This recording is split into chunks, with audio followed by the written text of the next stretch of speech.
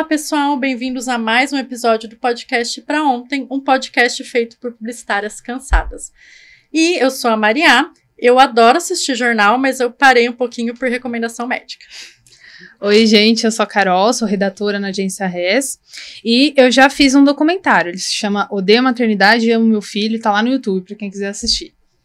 Olá, pessoal, eu sou a Luciana, sou mídia na Agência Res e eu como doce escondido dos meus filhos. Não julgo. Gente, o episódio de hoje é do quadro Palavra do Marketing e a gente vai falar um pouco sobre jornalismo e publicidade, né? O que essas duas profissões têm uma a ver com a outra e como que elas se cruzam aí. E para ajudar a gente nessa missão, nós temos uma convidada muito especial, a jornalista Carolina Rodrigues. Carol, se apresenta para o pessoal. Olá, eu sou a Carolina Rodrigues, obrigada pelo convite, fiquei muito feliz e parabéns pelo projeto, muito bacana, a gente se diverte, aprende um pouco também dessa área que é a publicidade, né? E, bom, eu sou jornalista e tenho um trabalho há 25 anos, e alguns deles pela Rádio CBN. Eu já fui uma jornalista muito cansada, que saí da imprensa, fiquei quase 6 anos atuando só como agência de conteúdo e agora estou de volta à imprensa. Legal, seja muito bem-vinda, Carol. Obrigada, viu? Bom, e antes da gente entrar aí no tema de jornalismo e publicidade, eu queria que você contasse um pouco da sua carreira, né? Você já falou aí que você tem 25 anos de experiência, mas como foi essa trajetória? Você sempre quis trabalhar assim com notícias ou você fez faculdade pensando em outra coisa? Não, eu sempre quis notícias, sempre gostava de assistir telejornal, tinha lá já os meus apresentadores que eu gostava, né? Então era um hábito assistir jornal. Então, assim, eu já fui para fazer comunicação social com ênfase em jornalismo. Uhum. E sempre atuei nisso. Só saí, fugi um pouquinho para fazer teatro por alguns anos antes da faculdade, mas eu já escrevia para o jornal com 16 anos, né? Ficava mandando as minhas cartinhas, até que publicaram, e aí Legal. Depois me deram um quadro que chamava Proibido para Maiores. E aí eu comecei a escrever no jornal impresso, senti falta de alguma coisa que fosse mais dinâmico, né? Apesar de já estar todo dia dentro do jornal. E aí fui fazendo outros trabalhos. Então, assim, sempre tive 2, 3 atividades diferentes. E aí fui para locução de rádio, depois faltou um jornalista, fui cobrir, e aí trabalhei em rádio musical, trabalhei em rádio de notícia, aí fui para TV fazer esporte, que era o único lugar que estava faltando, ali que tinha uma pessoa faltando, e acabei entrando, fiquei um período, aí fui para telejornal mesmo, então trabalhei alguns anos pelo SBT, com a afiliada de Campinas, e aí entrei na Rádio CBN, onde fiquei 11 anos, atuando também com uma agência de conteúdo. Então, faço debate, sou mediadora de alguns eventos, de temas específicos que precisa a gente estudar conteúdo para poder ajudar na intermediação, né, dos convidados, e além disso, uma consultoria em comunicação para ajudar as pessoas a se comunicar internamente com seus propósitos de vida e externamente, através dos vídeos ou outro tipo de conteúdo de comunicação. E agora, faz 5, 6 meses, eu retornei para a imprensa depois de um convite da própria Rádio CBN e estou apresentando todas as manhãs o CBN Campinas, das 9 às 11 da manhã. Muito legal, nossa, uma carreira recheada aí, né? E começou, Cheia essa nossa convidada. E começou novinha, né? Você viu? Com 16 anos. Muito legal, achei muito legal essa parte da consultoria também, né? Eu mesma tenho muita dificuldade de falar em público. Eu sou tímida, pode não parecer, mas eu sou. E eu melhorei bastante com treino mesmo. Mas, né, com aquele negócio de vai fazendo e uma hora melhora. Mas é uma coisa que eu tinha bastante dificuldade, assim, sabe, de me expor, de falar. Eu faço parte de um grupo de networking que a gente tem reunião, e aí você tem que apresentar lá, e tem 30 pessoas. Nossa, eu ficava muito nervosa. Hoje eu já fico menos, mas você vai se acostumando. E você falou que você está fazendo o programa ao vivo, né, todas as manhãs. E conta um pouco pra gente desse programa ao vivo, muito legal, né? Não pode errar. Porque aqui a gente é gravado, então se a gente erra, a gente volta atrás. Né? Às vezes acontece, né? Ou a gente tropeça numa palavra, ou se esquece de um sinônimo para explicar alguma coisa. Então, no caso do apresentador, é um pouquinho mais difícil nesse sentido. Uhum.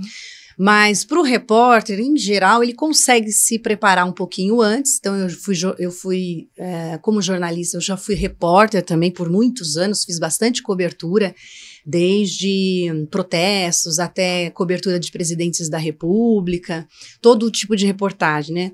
E a gente tinha ali alguns momentos para poder preparar, para poder falar. Agora, na transmissão de rádio, no ao vivo, geralmente a gente se prepara o dia inteiro, que eu falo. Não é só o momento que a gente está dentro da emissora. Porque a gente tem que estar acompanhando os acontecimentos e entendendo os desdobramentos daquele fato para a gente poder, ali, na hora que chega de manhã, organizar tudo isso, né? Listar, entender a relevância de um assunto ou de outro e conseguir contextualizar. Então, de repente, trazer um entrevistado a mais, enfim, encaixando, sabe? Para que a notícia possa ser melhor compreendida por quem está ouvindo, hoje até assistindo, porque a gente transmite pelo YouTube também, né? E essa coisa do ao vivo acontece de errar, mas com o tempo, com a experiência, a gente vai entendendo. Então, acaba sendo como agora. Apesar de ser gravado, gente, a gente tá batendo um papo, né? Sim. Então, tem algumas coisas que a gente já sabe que, por exemplo, quando for fazer comentários sobre alguma matéria, é bom elaborar antes, às vezes escrever antes, porque você pode correr o risco de fazer algum comentário que tenha uma conotação muito negativa, né?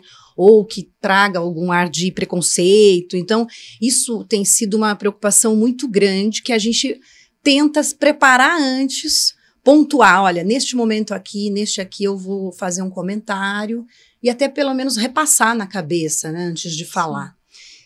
Mas assim, com a internet, eu sinto que o rádio, a TV, os outros meios de comunicação, eles tiveram uma leveza maior, eles ganharam uma leveza, então a gente também pode trupicar, a gente pode errar, a gente pode consertar ali, corrigir, porque é humano, e isso tem sido muito bom para nós jornalistas, até para os estilos diferentes, né? Então tem gente que não tem aquela dicção, ou tem uma dificuldade, e hoje o rádio, a TV está aberto, né? Para todos que queiram fazer um bom trabalho, então isso é muito legal.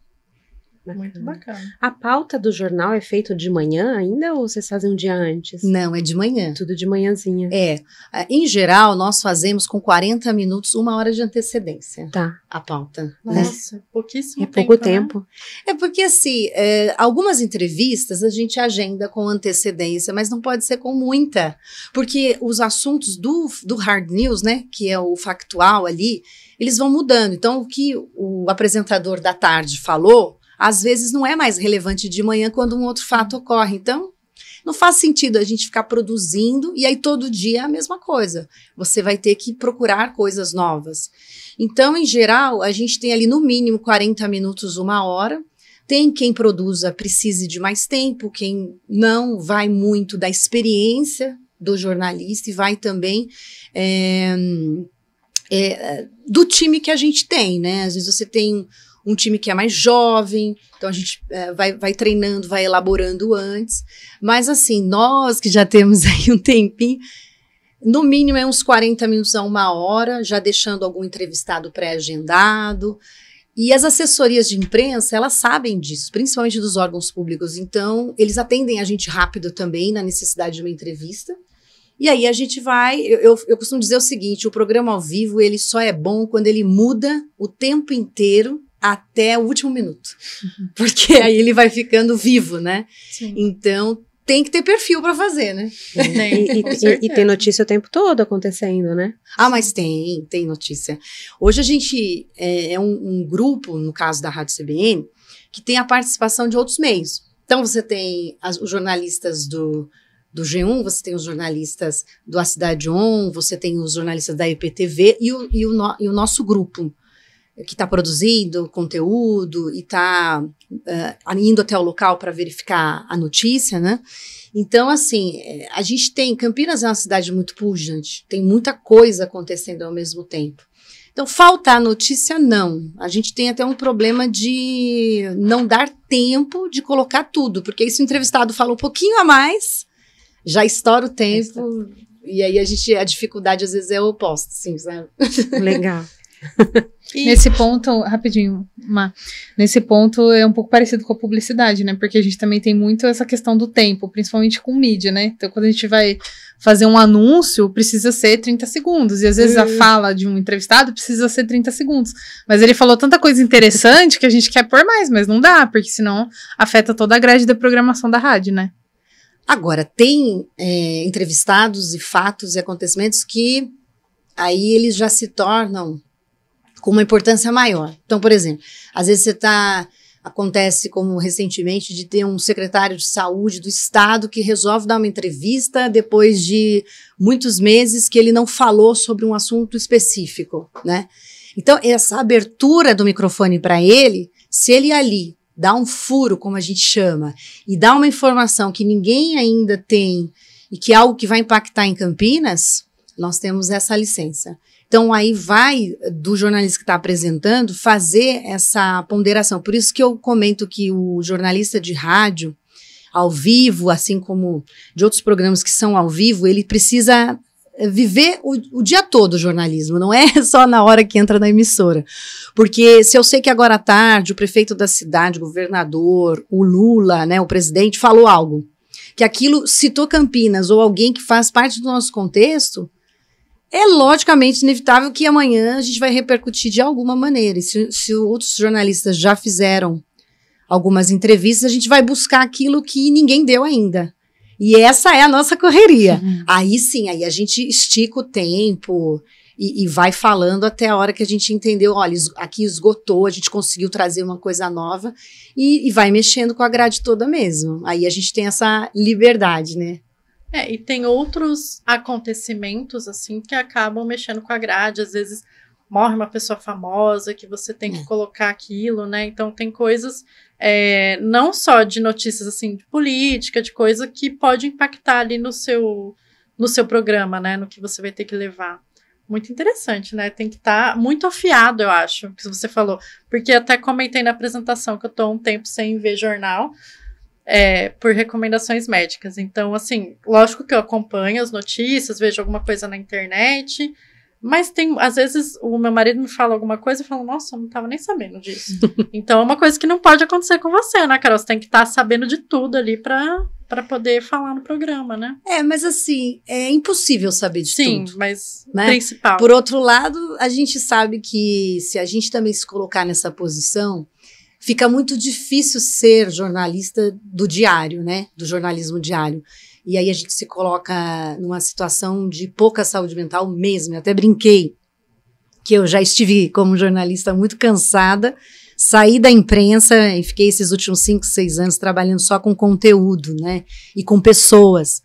Porque eu achava que já não tinha mais esse fôlego, eu não tinha mais o que contribuir. Eu já tinha ganhado 9 prêmios de jornalismo, então, assim, num período de tempo muito curto, que foi o período...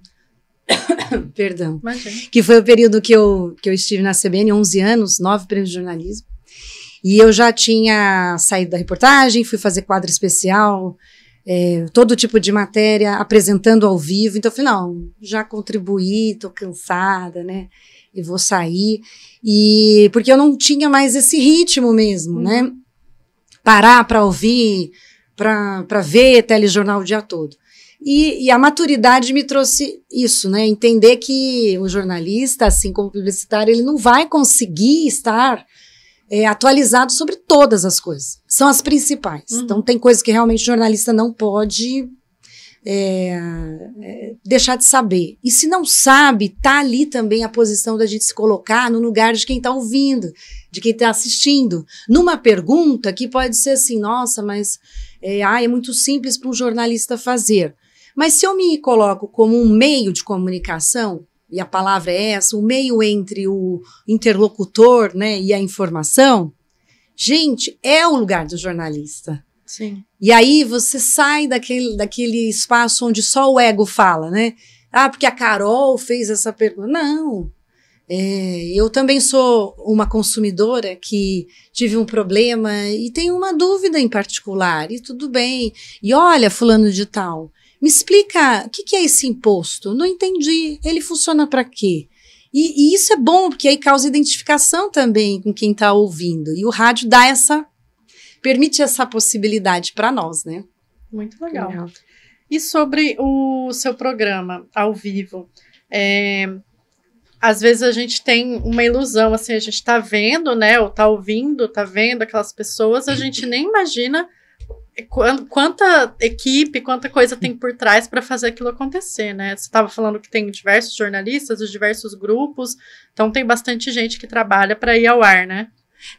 A gente tem uma equipe, como eu falei, hoje a gente é um grupo que tem jornalistas de outros formatos e aliás, é uma tendência o jornalista trabalhar com vários formatos, e tem uma divisão de profissionais. Então, a gente tem os repórteres que vão para a rua para constatar alguns dos fatos que são selecionados pela equipe de produção, e dentro da equipe de produção, alguns são apresentadores e outros ficam somente na produção. Em rádio, isso é muito mais dinâmico do que, por exemplo, em televisão e outros meios, porque no rádio, no caso da CBN, são 24 horas de programação. Então, para você cobrir tudo isso, você tem que todo mundo tem que estar pronto para entrar no ar, né? Até a estagiária.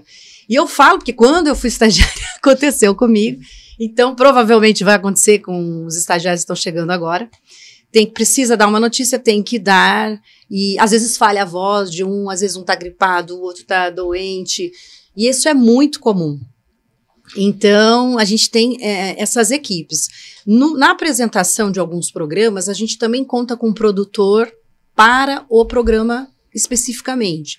Porque, às vezes, o programa toma uma proporção. Então, quando você tem, como o nosso programa da manhã, com muita audiência, você precisa ter fôlego para ter pessoas ligando, entrando em contato com fontes, com informações que, às vezes, o repórter ali no local, ele não vai trazer toda a informação completa. Precisa da resposta de alguém envolvido ou de uma autoridade que responda pelo fato que está acontecendo ali com o cidadão. Então, aí, nesse sentido, a gente tem também o pessoal que trabalha na apuração, que a gente chama, para ir conferindo informações. E todos nós acabamos sendo um pouco apuração, um pouco produção. Por exemplo, nesse momento, além de apresentar o programa, eu também estou numa produção de uma série especial, com 5 episódios, em que a gente vai construir ali uma narrativa diferente, que é um produto bacana também para quem ouve as notícias, poder ter uma coisa com mais fôlego, assim, sabe? Mais informação, mais gente envolvida. E aí a gente é bem multifacetado, a gente faz um pouquinho de tudo ali, e aí tem essa divisão das equipes, formalmente. No dia a dia, jornalista que tiver informação, entra no ar também, né? Tem essa questão, a gente dá prioridade. Legal, isso que eu ia perguntar. Como que funciona, assim, essa questão de acontecer um fato e daí tem que ir lá para a rua para cobrir aquela matéria? Não sei agora, um incêndio, um protesto, alguma coisa que não estava programada. É uma pessoa que fica de plantão, uma equipe que fica de plantão? Como que escolhe quem que vai lá para fazer aquela reportagem? A gente tem equipes da manhã, da tarde, tem os plantonistas. Então, a gente já tem aquele jornalista que, caso ocorra alguma coisa, por exemplo, fora do horário em que a gente tem programa local, já tem destacado a pessoa. Já aconteceu de quem está de plantão estar em uma reportagem e aparecer outra. E aí a gente vai chamando mesmo quem estiver à disposição para poder fazer a cobertura. Em geral, são os repórteres mesmo, nesse caso, que ficam à disposição. Mas, lógico, eu sou apresentadora. Se eu estou passando pela prefeitura, acontece alguma coisa, tem um protesto, não chegou a informação até a redação, ou está acontecendo alguma coisa ali no factual, eu mesma, no caso do rádio, dá essa possibilidade, né? Eu mesma posso ali simplesmente relatar e informar. Então, eu já estou ali no local dos fatos e posso entrar falando também, né? Tem essa possibilidade. Tem um dinamismo, né? Tem. Muito legal. E agora sim, entrando um pouco na publicidade, né? A Carol, a outra Carol aqui também é jornalista, né, Carol? Eu sou. E trabalha mais com publicidade, com redação. Então, a gente tem diversas formas aí, né, do jornalista trabalhar com publicidade. E aí, a gente queria falar um pouco sobre assessoria de imprensa. Então, Carol, explica um pouco para o pessoal que às vezes não conhece, não sabe exatamente o que é uma assessoria de imprensa, o que faz, como que funciona. Tá bom, então. Gente, a assessoria de imprensa, para quem nunca ouviu falar, é como se fosse um departamento, né, de comunicação que as empresas, as instituições, os órgãos públicos, toda organização que tem alguma relevância social, ela precisa ter uma assessoria de imprensa. Por quê? Em que momentos que uma assessoria é necessária? No caso de uma empresa, por exemplo, né, uma iniciativa privada. Toda vez que uma empresa vai lançar um produto novo, vai criar uma campanha nova, e ela gostaria que isso gerasse uma mídia espontânea, que a gente chama, né, matérias dos jornalistas, reverberação na imprensa, ela conta ali com a assessoria de imprensa, que é composta majoritariamente por jornalistas, pode ter fotógrafo, né, pode ter outras pessoas envolvidas e tudo mais, mas quem toma conta disso são jornalistas. E esse jornalista assessor de imprensa, ele é quem faz a ponte entre a empresa, os interesses da empresa e a imprensa, né, aí imprensa, jornalistas de veículos de comunicação. E isso vale para todos os órgãos. Então, uma instituição pública, por exemplo, uma ONG, quando acontece alguma coisa que tem a ver com esse órgão público, essa ONG, a assessoria de imprensa é o destino que os jornalistas entram em contato para saber mais, para conseguir entrevistas, como a Carol estava falando. O jornalista e o assessor de imprensa têm muito contato um com o outro. Então, é mais ou menos assim que funciona, né? O assessor faz a ponte entre a organização e os veículos de comunicação. Legal. E, assim, aí quem quiser falar, porque a Lu também tem experiência nisso, na parte de veículos, não são todos os releases que a gente fala, né? Release é quando a assessoria de imprensa faz um texto para mandar aí para os veículos, na esperança que isso vire uma pauta, uma matéria. Não são todos os releases que viram pauta, né? Sim. Às vezes você manda lá e um ou outro veículo pega. Às vezes todo mundo pega, porque já aconteceu com você que está ouvindo ou está assistindo a gente, também deve ter acontecido. Você pesquisa alguma coisa no Google e aparece 5, 6 sites exatamente com a mesma matéria, né? Aquilo lá é um release que alguém pegou e desdobrou ali, né? Então, assim, Carol, ou quem quiser falar, como que o que encanta o jornalista ali para aquilo virar uma pauta, né? Que fala assim, nossa, isso vale a pena ser falado, é a relevância do assunto? Como que funciona isso? Eu acredito que isso venha um pouco anterior ao texto. Porque, assim, o veículo, ele tem uma natureza, que eu chamo, né? Então, por exemplo, você tem a Rádio CBN, ela é conhecida pelo quê? Por dar notícias, por fazer prestação de serviços. Então, se você tem um cliente que é muito comercial, ou o produto dele é algo que não seja para tirar dúvidas, ou explicar, ou trazer algum tipo de conhecimento, dificilmente você vai emplacar uma pauta dessa na rádio, porque a rádio tem esse perfil. Então, eu sempre comento com os assessores que me fazem essa pergunta, gente, será que não é interessante a gente observar qual é a natureza do veículo, que tipo de reportagens eles trazem geralmente, e também a do jornalista? Porque quando é o caso de entrevistas, existem jornalistas mais focados na economia, existem jornalistas mais focados, ou que têm uma facilidade, né, com alguns temas. Por exemplo, eu faço muito economia, finanças, saúde, tenho muita facilidade com esses assuntos. E mesmo que o release venha com alguma informação que está muito comercial, eu faço questionamentos para o assessor, e isso dá oportunidade para o assessor de buscar melhor, pautar um pouco mais aquela informação e voltar com um material que para mim é interessante. Então, assim, basicamente, no meu caso e no caso do veículo que eu trabalho nesse momento, o que a gente busca? Prestação de serviço. O que aquilo vai mudar na vida da pessoa? O que vai contribuir? O que vai fazer com que a pessoa fale assim, poxa, que legal, olha isso aqui, vou verificar, vou pesquisar, vou entender melhor este assunto. Tanto que a gente já teve até sobre produtos específicos, mas porque era, por exemplo, uma coisa muito nova e ninguém imaginava o que era. Então, a gente traz a pessoa para conversar. Eu queria fazer só um adendo isso que a Carol falou, que eu lembro que uma coisa que a gente aprende na faculdade, quando a gente faz jornalismo, é que uma das coisas é isso, o que é notícia, o que vai virar notícia, né? E aí eu lembro dos meus professores dizendo que quando o cachorro morde o homem, isso não é notícia, porque é uma coisa comum, banal, todo mundo já ouviu falar, já viu uma história assim. Mas quando o homem morde o cachorro, aí é notícia, porque você não tá acostumado a ver. E isso é uma coisa, assim, fora do comum, né, que vai ser de interesse público. Então, esse é um dos vieses. E outro é esse que a Carol falou, que é uma coisa que é de interesse, que pode proporcionar algum serviço para as pessoas, como ela mesma falou.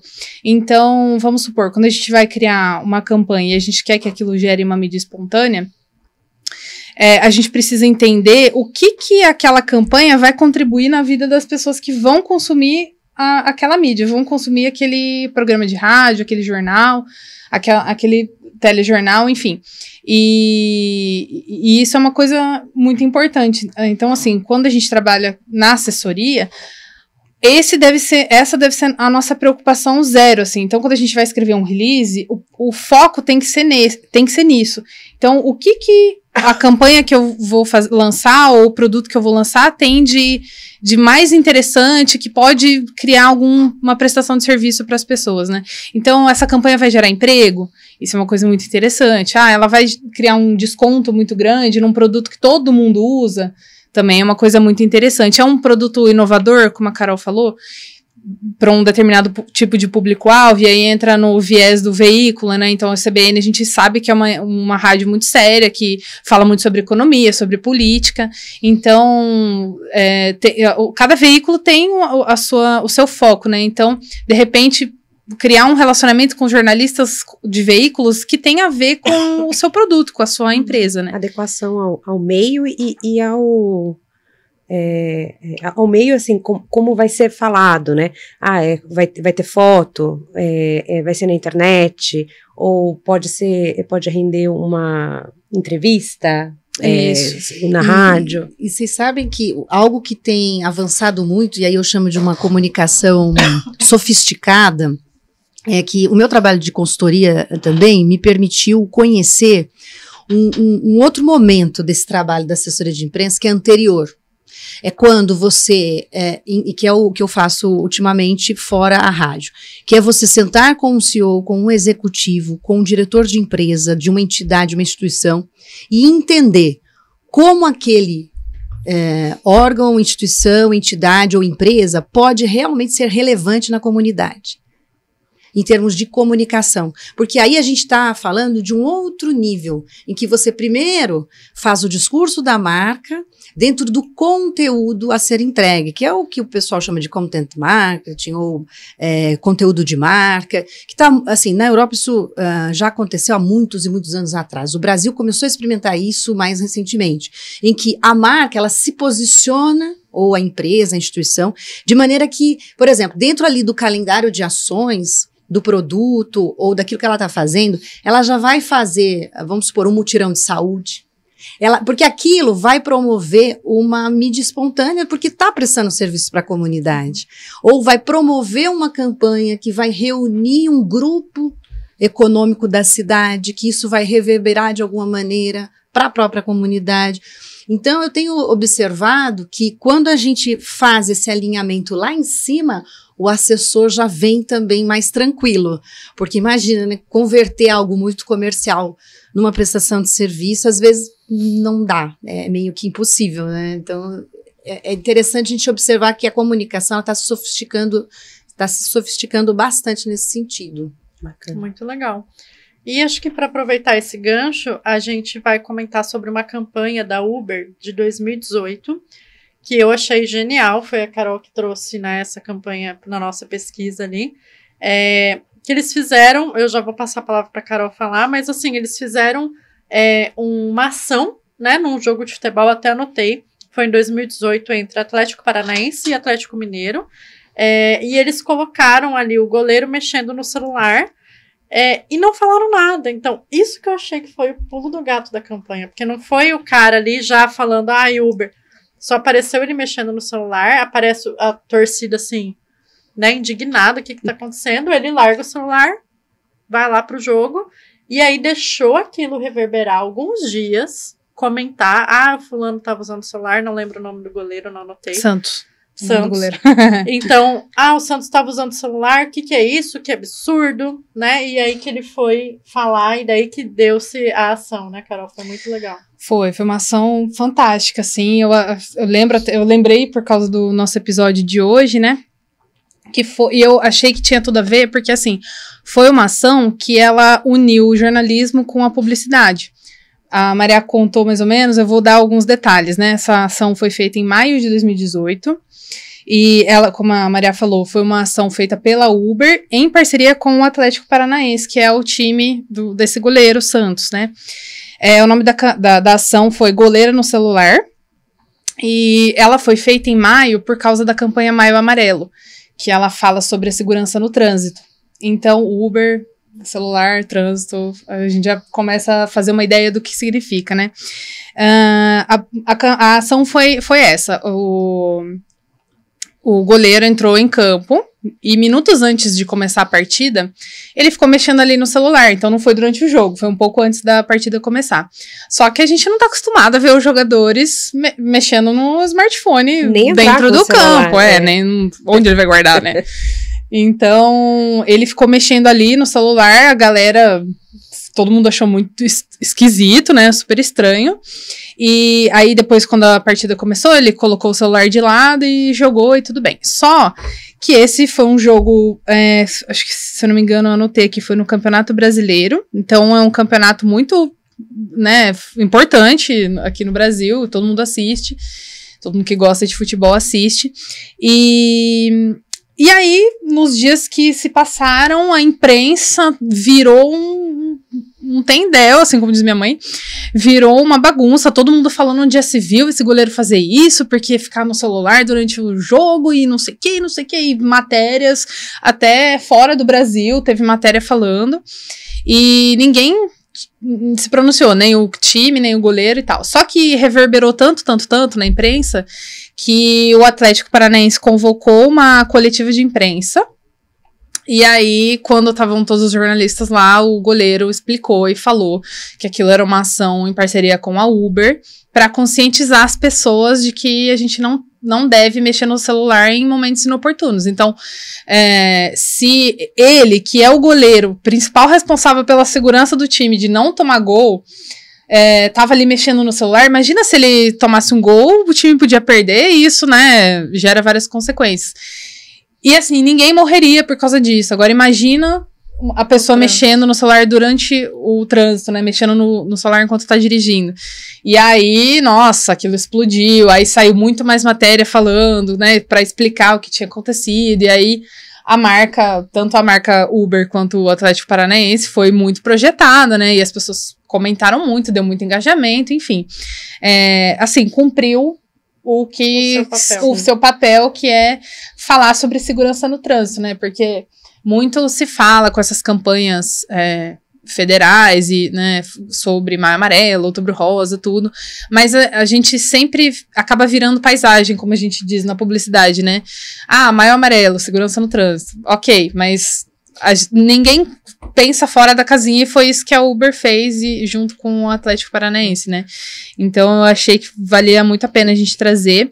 Essa campanha, ela foi feita pela agência Tech & Soul, e ela ganhou um prêmio no Festival de Cannes em 2019, assim, pela criatividade e tudo mais.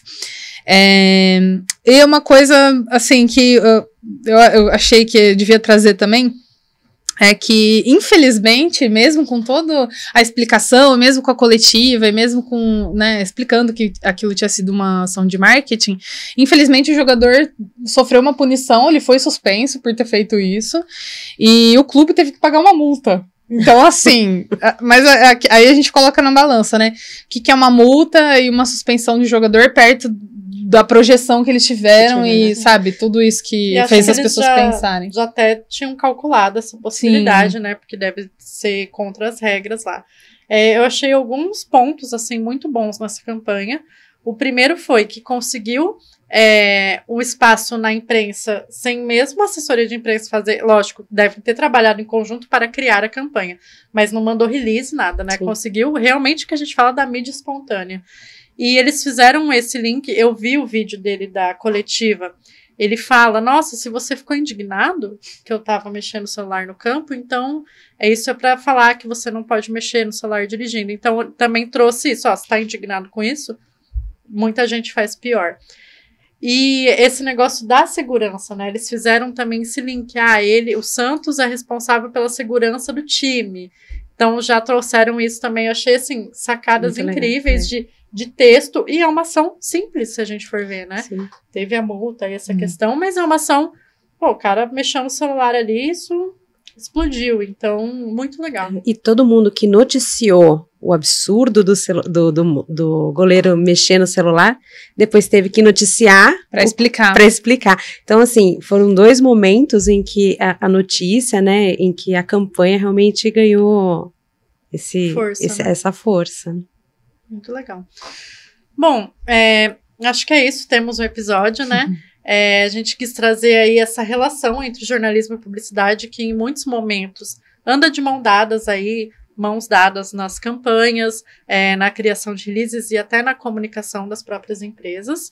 E, Carol, muito obrigada pela sua presença. Meninas, obrigado. Gente, episódios novos toda segunda-feira no Spotify e no YouTube. Até mais!